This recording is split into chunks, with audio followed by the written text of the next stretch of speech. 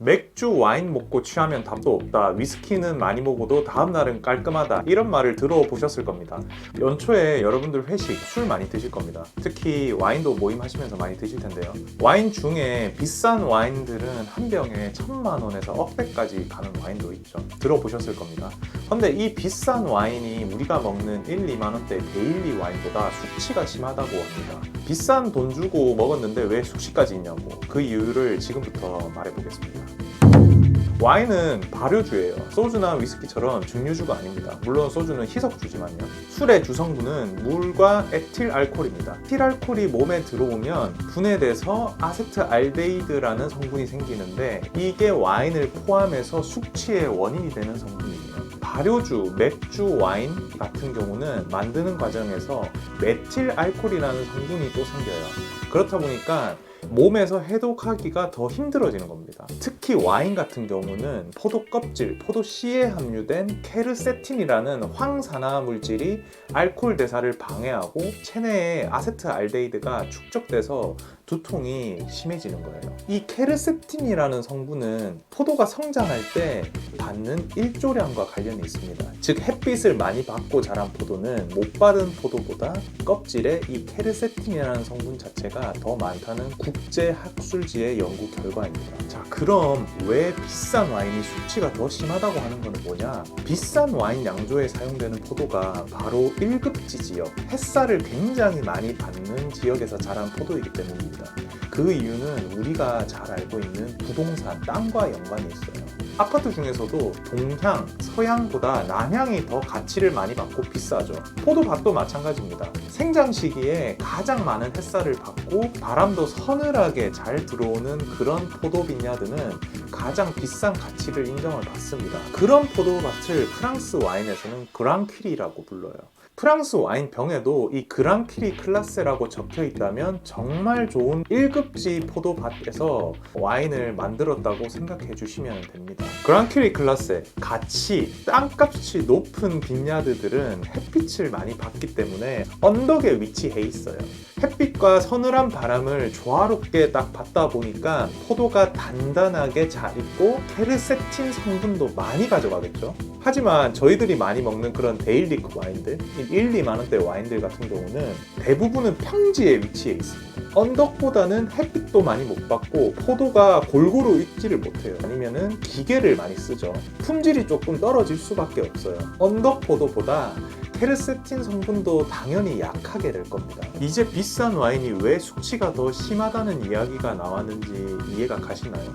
포도가 자라는 빈야드 자체가 그런 환경에 노출이 돼 있기 때문에 당연히 학술지 논문에도 그런 근거가 나올 수밖에 없는 거죠. 고급 와인이 비싼 이유는 와인 메이커의 기술, 포도의 퀄리티, 공급량 모든 게 포함이 돼 있지만 그 중에 무시할 수 없는 게 바로 부동산 땅값입니다. 그게 와인에 다 녹여져 있어요. 사실 숙취를 가장 줄일 수 있는 방법은 술을 작게 먹는 거죠. 아무리 비싼 와인이 데일리 와인보다 숙취가 심하다고 말해도 데일리 와인 많이 먹으면 당연히 숙취가 심할 수밖에 없습니다. 특히 와인은 발효주이기 때문에 증류주보다 숙취가 오래 갈 수도 있죠. 그럼 가장 숙취 해소에 좋은 방법은 뭐냐? 두 가지를 한번 말해보겠습니다. 첫 번째, 물을 많이 드시는 거예요. 물을 자주 드세요. 보통 와인 드시는 분들은 물을 잘 안 드시더라고요. 뭐 와인의 풍미를 더 느낀다고 물을 아예 안 드시는 분들도 계신데 사실 저는 그렇게 생각하지 않습니다. 물로 입을 충분히 헹구고 와인을 먹어도 아무 지장이 없어요. 오히려 물을 드시고 입안을 헹구면 다른 와인을 먹을 때도 더 풍미를 느낄 수가 있습니다.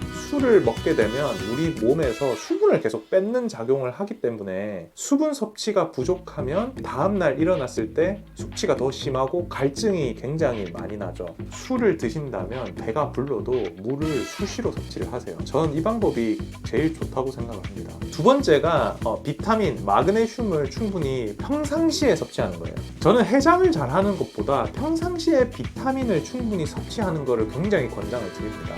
술 잘 드시는 분들 분들이 보통 평상시에도 자기 몸을 잘 챙겨요. 비타민, 영양제를 잘 섭취하시는 분들은 대부분 건강하시고 술도 잘 드시는 분들이 많습니다. 술을 먹게 되면 알코올을 분해하기 위해서 간에서 각종 비타민, 무기질, 마그네슘 등의 그런 결핍이 일어나요. 이런 결핍을 방지하기 위해서 평상시에 비타민이나 마그네슘 등을 꾸준히 챙겨 드신다면 숙취가 평상시보다 덜하심을 좀 느끼게 되실 겁니다. 사실 제가 여태까지 수많은 종류의 술을 먹어보고 숙취를 경험을 하면서 느끼게 된 팩트를 말씀드린 거예요. 저도 숙취를 자주 경험하게 되는 경우가 많은데 전 술을 먹을 때 항상 물을 구비를 합니다. 평상시에도 종합 비타민과 마그네슘은 6개월 이상 꾸준하게 계속 먹고 있어요. 확실히 안 했을 때보다 도움이 많이 되는 걸 여러분도 느끼실 겁니다. 하지만 술을 많이 드시는 것보다 적당히 드시는 게 좋다는 걸 항상 아셔야 됩니다. 네, 오늘은 좀 색다른 컨텐츠를 만들어 봤는데요. 비싼 게 좋은 건 진리예요. 그래요, 맞아요. 비싼 와인이 데일리 와인보다 훨씬 맛있고 비싼 와인을 먹을 일도 잘 없으니 좀 먼 얘기긴 합니다. 근데 술에 대한 여러 가지 상식들을 알고 계시면 좋을 것 같아서 오늘 여러분들께 이런 주제로 말씀을 한번 드려봤습니다. 연초 신년에 술과 음식 적당히 맛있게 많이 드시고 올 한 해 복 많이 받으시길 바라겠습니다. 다음 영상에서 뵙겠습니다. 시청해주셔서 감사합니다.